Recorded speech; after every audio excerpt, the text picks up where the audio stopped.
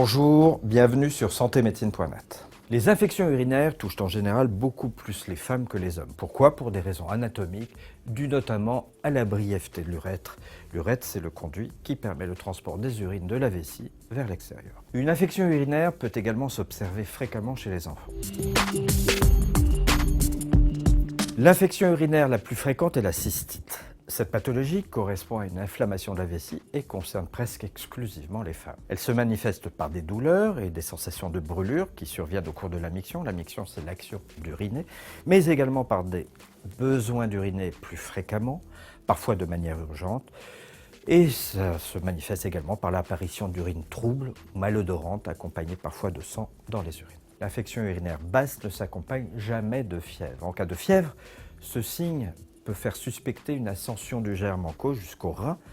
Ça s'appelle une pyélonéphrite qui peut être en cause et constitue dans ce cas une véritable urgence. Le diagnostic peut d'abord s'effectuer sur un échantillon d'urine chez soi, après un nettoyage intime minutieux.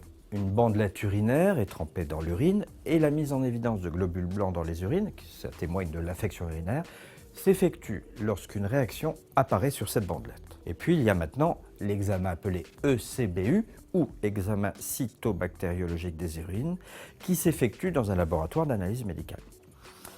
Ce test plus précis consiste à recueillir et à analyser les urines de la première miction du matin.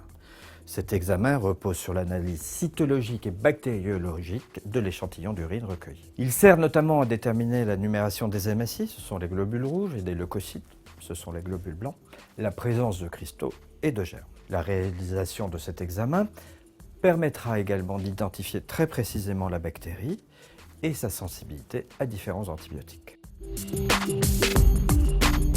Pour réduire les risques d'infection urinaire, il est important de boire beaucoup d'eau, de ne pas retenir trop longtemps ses envies d'uriner et de soigner son hygiène intime, notamment dans les zones anales et vulvaires, après avoir uriné ou été à la selle.